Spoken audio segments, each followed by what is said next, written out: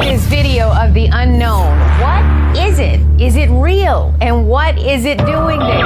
Now they're speaking out, saying there are UFOs in U.S. airspace and they need to be taken seriously. A family in Highland, Michigan believes their house is actually haunted and thinks something is harming their little girl. They're unidentified in U.S. airspace. The U.S. Navy has finally acknowledged that videos appearing to show UFOs flying through the air are real. I'm Todd Bates. I've been investigating the paranormal for years, yet still have no definite answers. Join me on this mysterious journey as we discuss all things paranormal, right down to the little gnomes. Why do millions experience these mysterious phenomenon, yet we have no proof?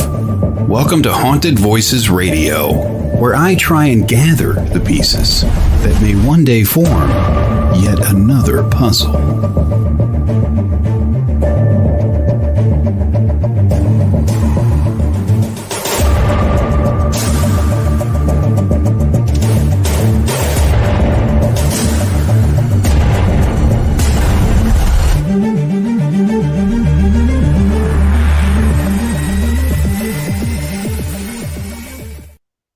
And a good evening, one and all. Welcome, everybody. Haunted Voices Live right here on WLTK, Paranormal Talk Radio. Be sure to check us out on the website, WLTK-DB.com. And we've got an amazing show planned for you tonight. Holy cow, it's already May the 26th. May, this is it. This is it. This is the last show we're going to have for the month. Holy cow. Where's this year gone? Whew. We got a great show. We've got none other author, podcast host, C.L. Thomas is in the house. We're going to get in, pick her brain a little bit. We're going to talk about the community. We're going to talk about her paranormal journey, her books, her podcast. So post any questions, comments. Let us know where you're all listening from, all the good stuff over there on the side. And we'll get started here. Nicole has the night off. She is ill. She's sick, so keep her in your prayers, folks. Send her some healing thoughts her ways. Just a few announcements after we say the hellos. Hi, Michael, Courtney, Jamie Lynn, John. My goodness, so you guys are still up and about. That's awesome because it's late. I mean, I know the show's on late. Don't worry, you're worrying about working on moving some slots around, so you never know, we may move to an earlier time. Let us know what you think, though, if you like this time or not. But anyway, we've got a great show planned here for you. Just a few announcements. We've got some new shows here on the station I want you guys to definitely check out. You can check out all of them on the website under the schedule, but No Agenda, one of them's right here in the house, Mr. Michael Christopher himself. No Agenda with himself and Jennifer Lee. That is the one of the newest shows that airs Mondays at noon. Also coming up next month, airing in June, we've got Passport to the Paranormal with Joe Frankie and Dr. Heather Lee, plus Ancient Healing with Jessica Lynn. This debuts June the 19th, so definitely want to keep on it and keep an eye on the Facebook group. That's where we're posting a lot of these things about the new shows and everything, folks. If you like it, just search WLTK-DB, WLTK Talk Radio. Just start typing those in on Facebook or any social media, and we'll show up there for you. But, oh, nice. I like that. Now, see, I love it because I get done helping my mom at 9:30 unwind and watch you guys. Perfect. Courtney, that's awesome. Awesome schedule. And night owls, yes, Jamie Lynn's a night owl. All the night owls are here. And we have got an amazing show, like I said, coming up here for you. We're going to be talking and kind of diving deep and into the paranormal a little bit. Some of these things are touchy. I've seen a lot of changes. I just had a show tonight with Greg Koss. It was an amazing time, the Shadow Hour, if you guys want to check that out. We had a lot of fun and talked about a lot of things with the community and the changes. And, you know, those of you that have read my book know that this community literally saved my life because I was in a rut, people. And I've seen it just go up and down and up and down over the years. wow, the drama has increased. Holy shnikes. Stuff people, you avoid that stuff like the plague unless it backs you in a corner. If it backs you in a corner, of course, you've got to defend yourself. But yeah, don't let that stuff make you quit. Don't let that stuff get you down. Just try and swallow it. And great question. Thank you, Jamie Lynn. How am I liking the new computer? Whoa. This thing, just to give you an idea of its power, the old one we had, it would take almost 10 minutes to open a program I needed to use quite often after every show. This one opens that same program in less than 10 seconds. it's insane. I can work again. I'm at peace. So thank you, everyone, once again. And to hear a full list of that, you guys can check out the producer show, because I read the full list of all the donors, the people that shared. Everything's on that show, the producer show. Yes, it is just like a spaceship. That I can probably launch a space shuttle using it. I have no doubt. But it was just it's amazing, and it's quiet. It's you'll see, folks. You'll see some new stuff this thing can do coming out here soon. We'll unleash some power, and you guys see some cool stuff here. But what I want to do, I want to take a quick break. When we come back, I want to talk to CL. I want to put her on the hot seat, get her on the other side of the mic, and see what's going on in her mind with her journey and what led her here to the paranormal community that we all have grown to love. So you guys hang tight. We're going to be back in just a moment. You're watching Haunted Voices right here, WLTK-DB Talk Radio. We'll be right back.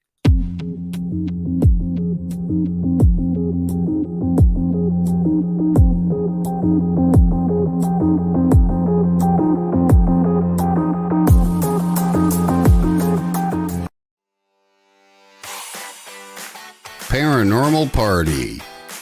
Based in Wisconsin is a small paranormal investigation team that believes in the stigma of those who believe in the afterlife.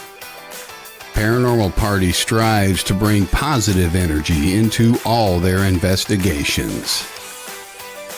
They have investigated several locations, including haunted homes, jails, asylums, schools, and more. Every team has a tale, so let Jamie Lynn, Joe, and Kasaya share not only their experiences, but also their stories. Paranormal Party. Contact them today. Just search Paranormal Party WI online.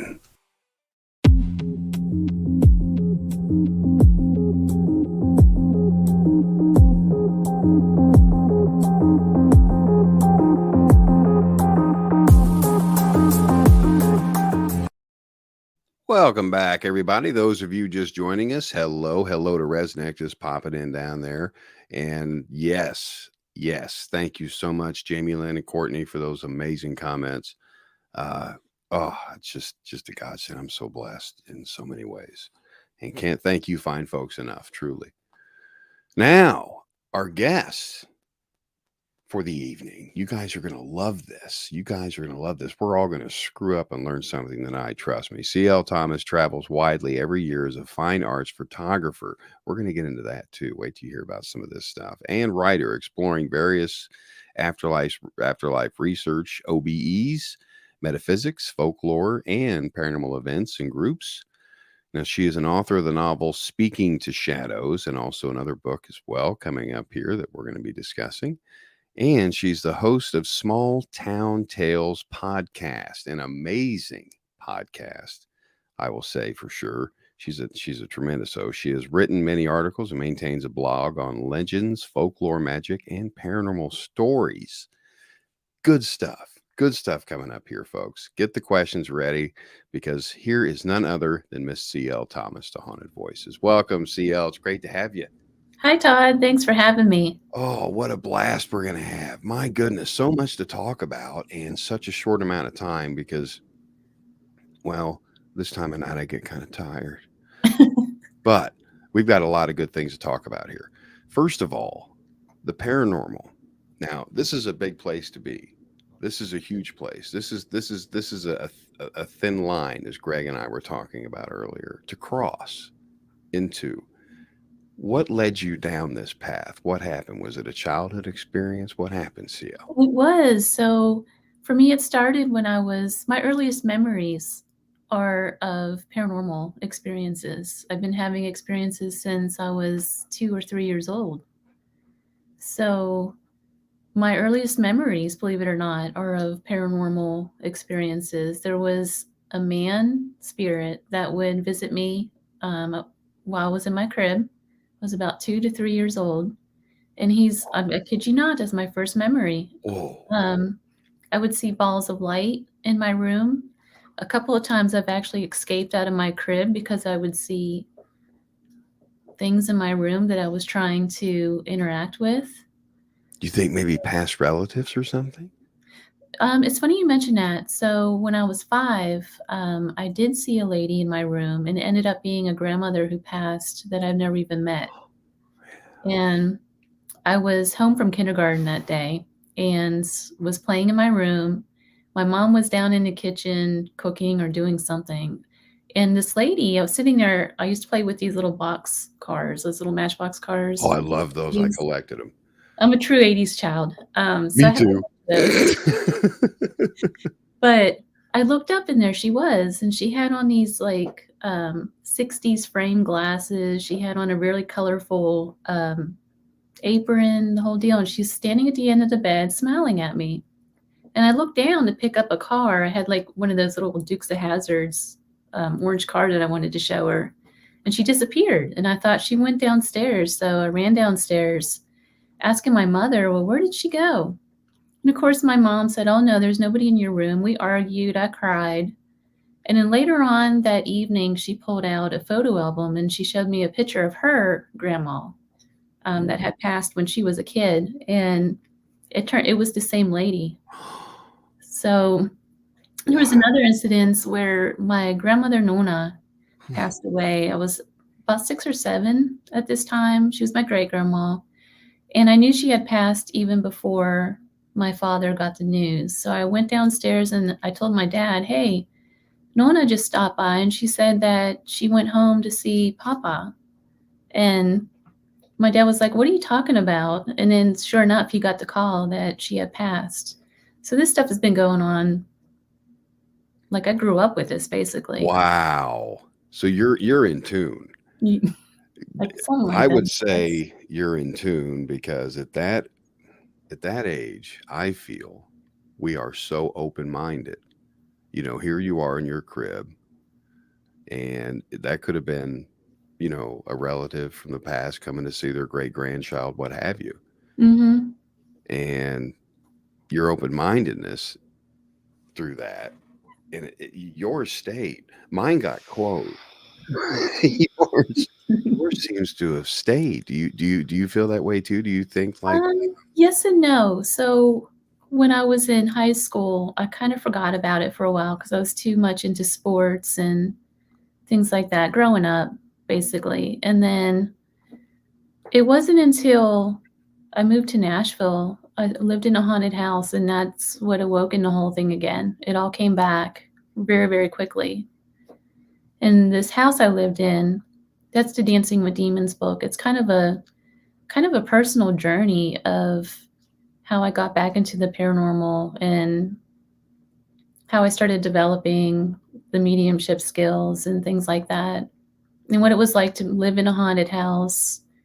That whole experience just changed my life. It was a really nasty haunting, and it's something because when I was growing up with it, it wasn't something to be afraid of. You know how you hear a lot of mediums out there and other people who say that they've seen ghosts, that they were just terrified. And I think a lot of that's a bunch of garbage, to be honest with you. I didn't even know to be afraid of it.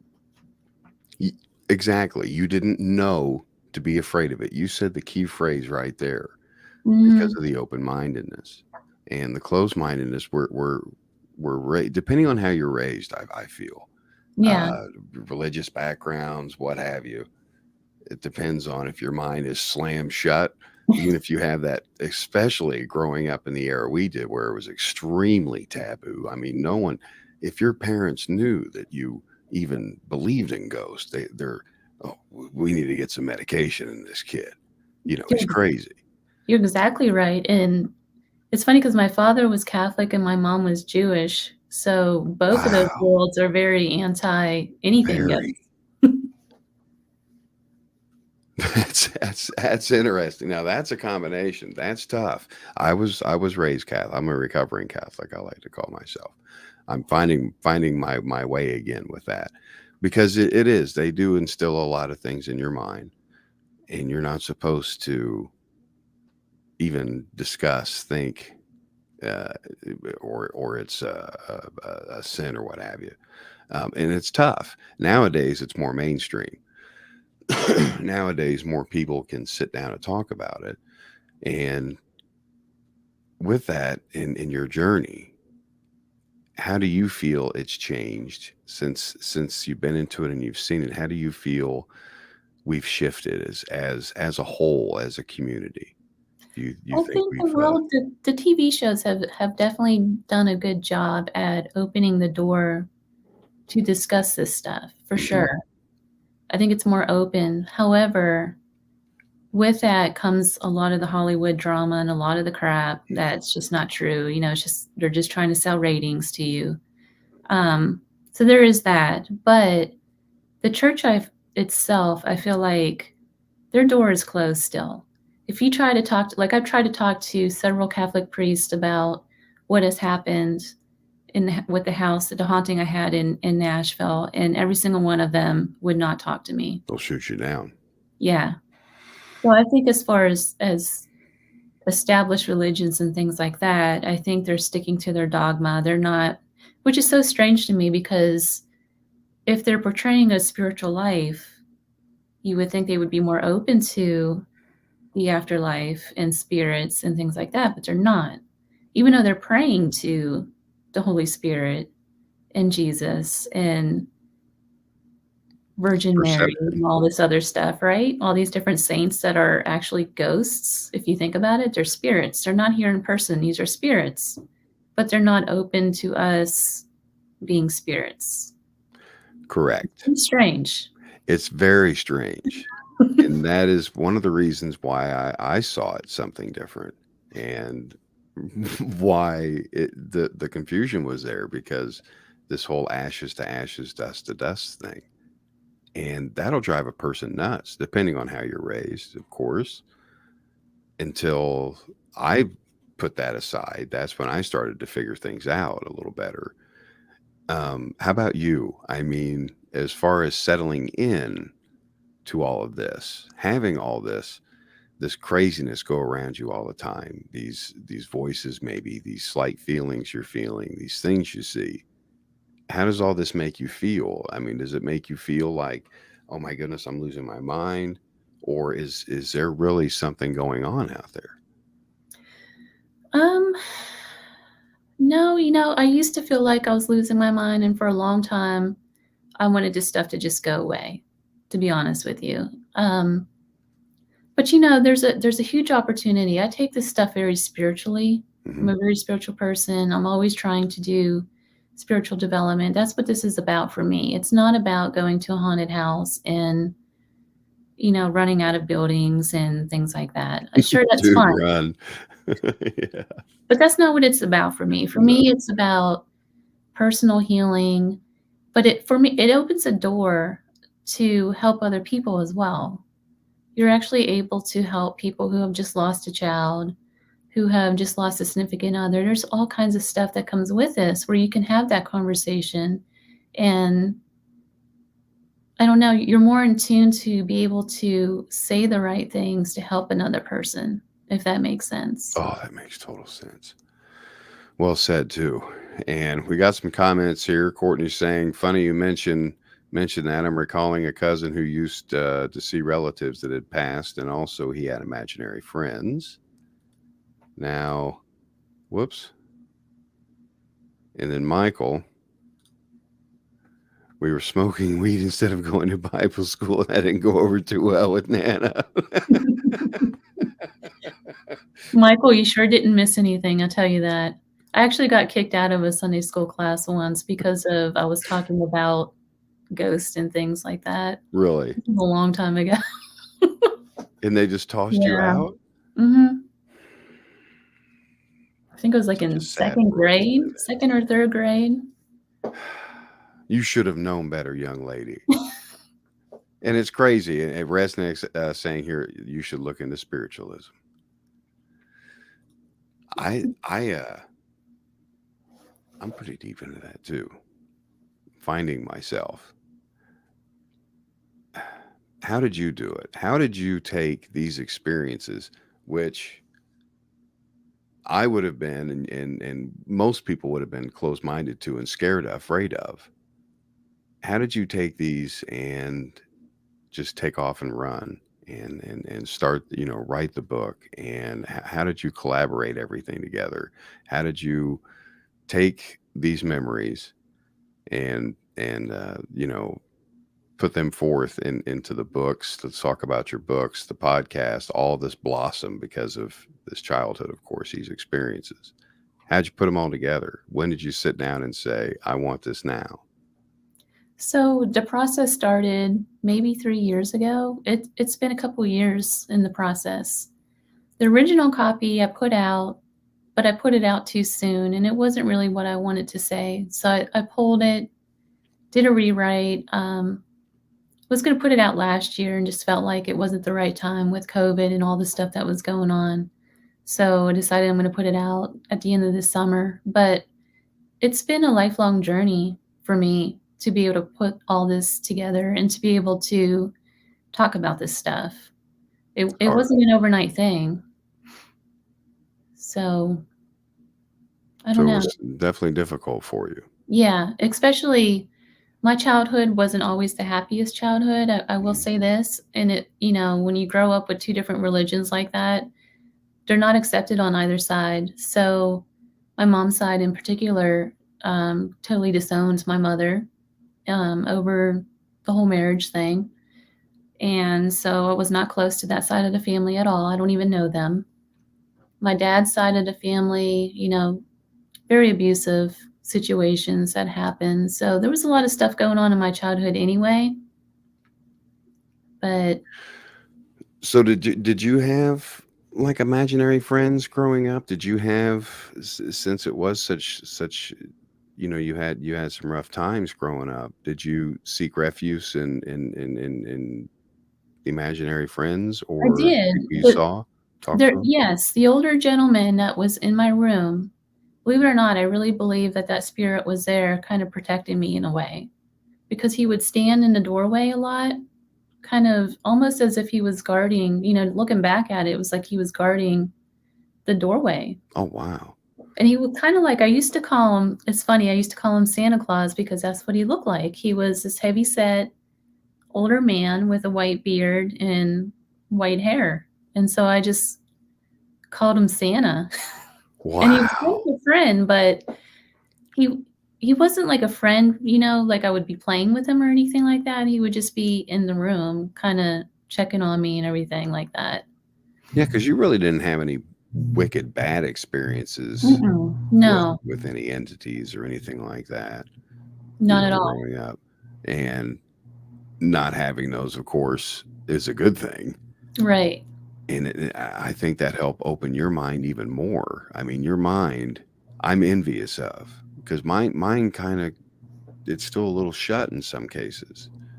I like your openness, and that's good because you've got more experience than a lot of other people in this field, especially engaging since an early age like that with different types of spirits and things throughout your childhood. That's incredible.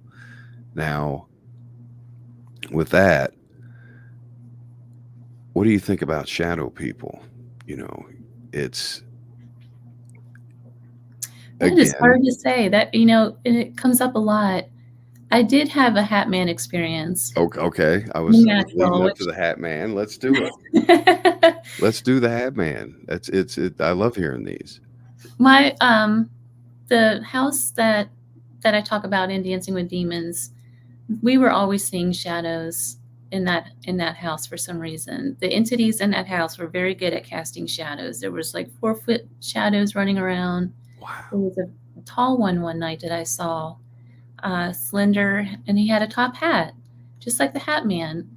But I kind of have a theory about that now. If you think about it, I know there's like a lot of, people think that that's the same entity, and maybe it is. I don't know. Mm-hmm. However, most spirits are from the Victorian age and from the turn of the century. And what did they usually wear? They usually wore like long wool coats and like a top hat looking thing, right? So if they're casting themselves as shadows, wouldn't that be what you see everywhere? Whoa. Think about that. So I kind of think maybe this was just a Victorian man. Just that era. Yeah. Do I think shadow people are demonic and things like that? I think there are negative spirits, but I don't think shadow people are so much as demons and things. Yeah, that's the cliche. That's the stereotype. If it's dark, it must be bad or evil. Not Yeah. necessarily. It could just mean it's low energy as well. I mean, darkness is easier to manifest in than light. I would feel scientifically, I'm sure as well. So, but that's the big stereotype with them. And I was curious as a child if you had ever seen any those types of shadow beings growing up, because usually they do try to make appearances to people that are more open-minded. I did see them, but not all the time. I saw more of the balls of light for some reason, and they were kind of like the size of almost like a softball. Okay. So that's what I would see, and like streak of lights. I would see on my bed a lot of times if you move the covers, and sure, it could be static, but it would be like a green kind of static glow to it. Got it. A little different. It was a lot of lights. A lot of energy around you. A lot of energy around you. That's interesting. That's interesting because you just don't hear that very often. I mean, I can't imagine at my age, from the earliest memory, if I would have saw something like that, I would have thank God I had a diaper on. It would have terrified me as a kid. But that's where I'm interested in the open-mindedness and how did that develop into maybe abilities? Are you empathic? Do you take on like feelings of some of these entities maybe or other people? I do, yeah. So I do consider myself, I guess, a medium. I do have those skills. I don't do readings and things like that, though. I probably could if I wanted to, but you just choose not to. Yeah. That's cool. Yeah, I see spirits. I feel them. I used to take on people's feelings a lot and things like that. I guess being oversensitive is a big part of it. So trying to learn how to separate yourself from those emotions was kind of a big deal over the last few years. But I have learned something with all of this, and it's taken a long time for me to get to this point to say it. So Dancing with Demons, when I was going through that entire experience with the hauntings, it was almost as if there was a attachment, like a negative attachment to me, where it was making me very depressed, and I actually got physically ill from the entire experience. I had stage 2 cancer coming out of that. That's what led me to move out of the house, was after that diagnosis. But I went through a period where I was just completely obsessed with the paranormal. I stayed at the Bell Witch Cave. I actually took a rock from that cave just to experiment. I was just so overwhelmed. I was isolating myself from everybody, all my friends. All I wanted to do was do EVP work and some kind of validation that, yeah, I'm hearing these voices. This is real. I'm seeing this, But it almost overtook me. But it wasn't like before. I thought, well, maybe, I was attributing it to demonic entities and things like that, which Yeah, it was, but I was drawing it to myself. So it wasn't like, does that make sense? That makes complete and total sense. And so if you notice a lot of people that come to you and they say their house has a demonic entity or they have a negative attachment or something like that, and then you start doing all this research on them or interviewing them, you'll find out they have like a lot of drama surrounding them. They have a lot going on in their life. They're kind of drawing that to themselves. Self-manifestation. Yeah. Yeah, it's So sad. that's what led me on the entire spirituality path to where, you know what, maybe if you engulf yourself in more positive energy, you can use this kind of skills for something more positive versus attracting that negative energy to yourself. Well said. So that's kind of where I'm going with this. Very well said. In my spiritual journey with the paranormal. Yeah, and oh, man, you were on the right track. That is so good. That's so good to hear.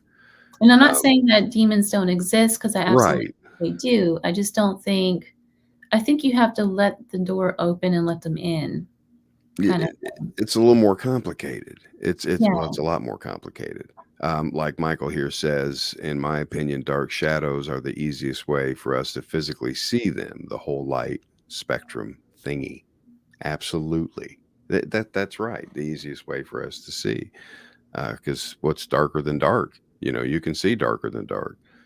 And shadows are the number one thing you see when you go into these haunted places. You almost always see a shadow. Yeah, 9 times out of 10, you're going to see it out of the corner of your eye, or it's going to walk right in front of you. It's going to walk across a hallway. They just appear, and I think it's not because the place is demonically possessed, for crying out loud.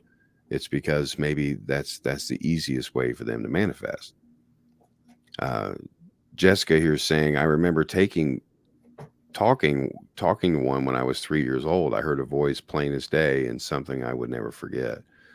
And being a child going through these kinds of things, like I said, glad that day I was wearing a diaper if I would have saw one.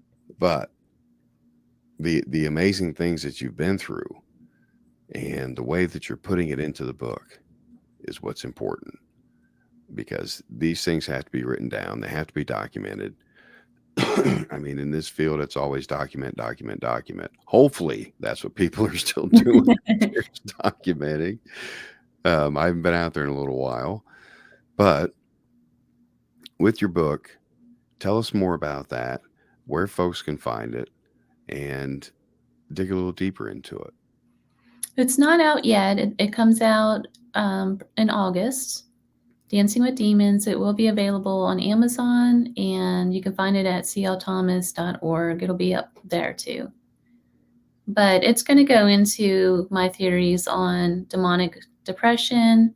I am going to talk about the negative entities a little bit. I talk about my personal experiences with the Nashville house that I lived in, which got flooded, by the way, in the Nashville flood. As soon as we moved, that Nashville flood happened, and then that house got flooded. It was right on the creek, which is kind of interesting. But the house itself was a Victorian home.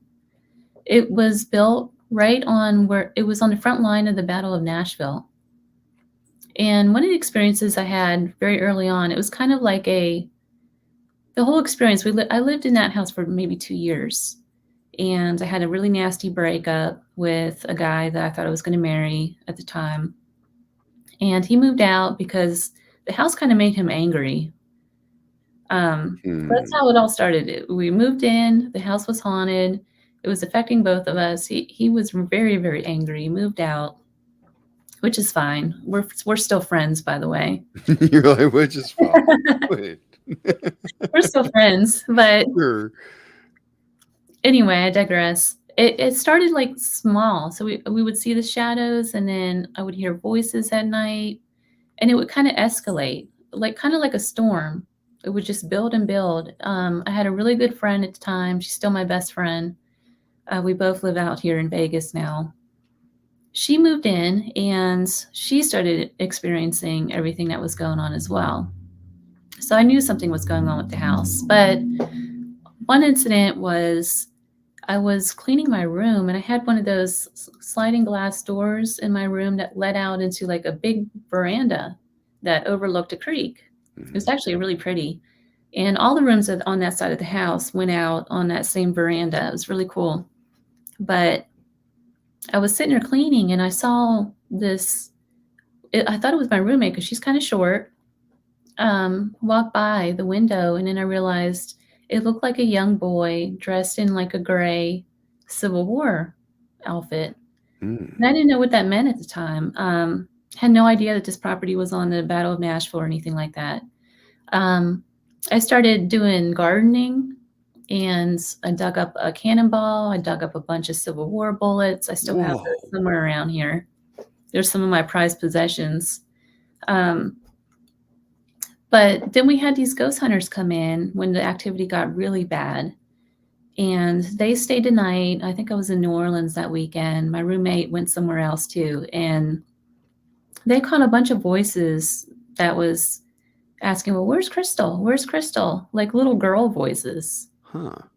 And then it caught like a man. One of the investigators is the funniest DVP I've ever heard. He goes, well, we're leaving. And this is your last chance to speak to us. And you hear a male voice, clear as day, say, don't come back. I love those. But they caught like a bunch of different voices in this house. And it was all kind of centered around my bedroom. So they came back and they did a bunch of research. They had a historian on their team. And they came back and they said, you know, your house is right on the front line of the Battle of Nashville, which I totally didn't know. And it makes sense because it was right off of Franklin Pike in Nashville. If any of you know Nashville, that whole area is known for Civil War stuff. But I didn't know that at the time. But I forget where I was going with that story. No, but just being on that land itself. Did you That's the other thing. So the other thing they brought back was they said that where our house was the slave quarters, because it used to be a large plantation in a house. There's a grocery store in Franklin Pike, and that's where that mansion was.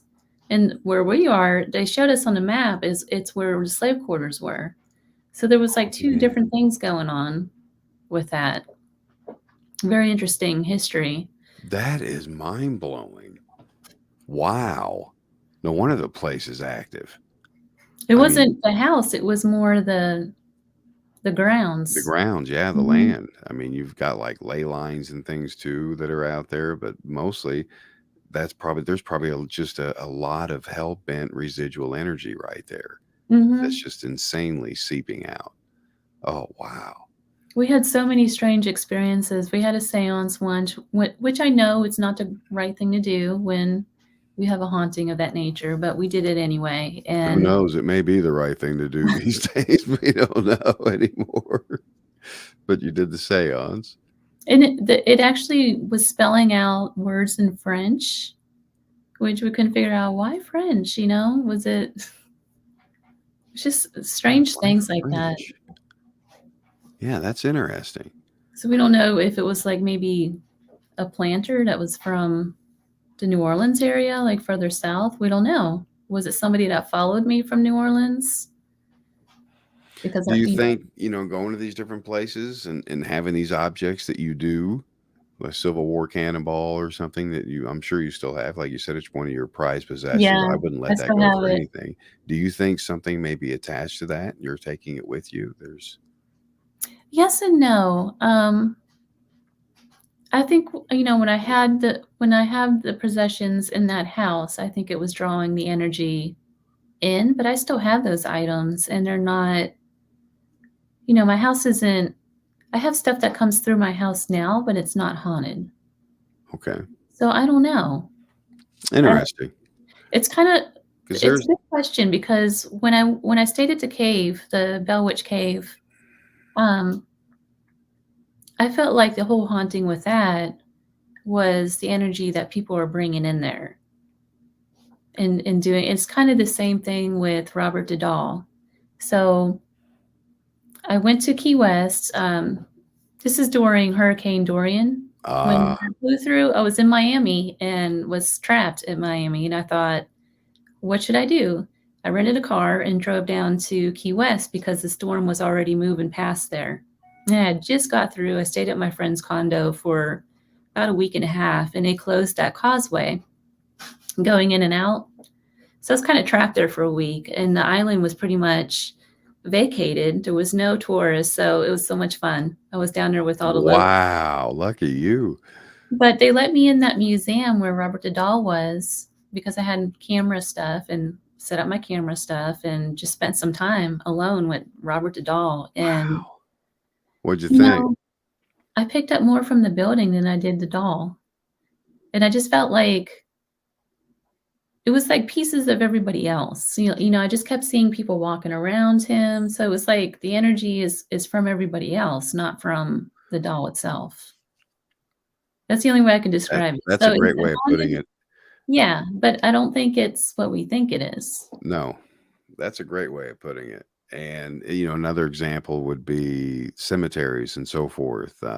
People picking up sobbing and screaming and wailing and things like that.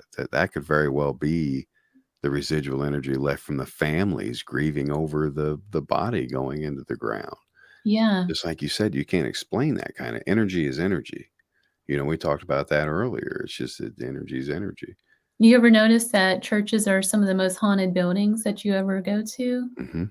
I had a conversation with Shane Pittman about that, and his theory is that it's because everybody leaves their stuff there. And it's true. It's the baggage drop-off site. Mm-hmm. And that makes complete and total sense because that stuff is heavy. That stuff we carry along is heavy. Oh my goodness. Holy cow. Well, let's get to some comments here. My goodness, we're running out. I told you it was going to go by super fast. We've got, here we go. Courtney commenting on us earlier. We were all married, or once was maybe. We get it. And yes, Michael Christopher, the residual energy is a big wow. Huge wow. But there's a lot that we talked about tonight, CL. There's a lot we barely scratched the surface on because we got to not even half of what I had. Really? So you're going to have to come back. But before we go, tell the folks how they can find you. Of course, you've got your website, clthomas.org. Where else can they find you? Social media, all that good stuff. So I'm very active on Instagram, sometimes on Facebook. The place to find me is Instagram. I will respond to you if anybody has questions or anything like that. I'm very friendly. So Good. if you have any questions. Instagram's the way to go. Instagram. Now your book's going to be out in August. So I am speaking at the OC Paracon. If anyone's going to be in Anaheim, California, if you want to come see me. OC Paracon, second year. This is going to be freaking amazing. That's going to be an amazing conference. Henry puts on a great conference. He did last year, and then I think the other one was virtual. The first one he did, wasn't it? I don't know. Maybe. I think, did he do a virtual one? I don't know. Let's ask him. But the OC Paracon, you're going to be there. You're going to be there speaking. And you've got the book coming out in August. So we're definitely going to have you back around August, September to talk about that and get that out there as well. But I cannot thank you enough, CL, for taking time out of your busy schedule to come on here. It was Thank you for having me. Oh, it's my pleasure. We're going to have you back here again real soon. Hang tight 1 minute, okay? Okay. All right. And there she was, CL Thomas, folks. I want to thank each and every one of you for taking time out of your busy schedules for coming on, watching the live. I know this time of year, it's tough to watch the lives, folks.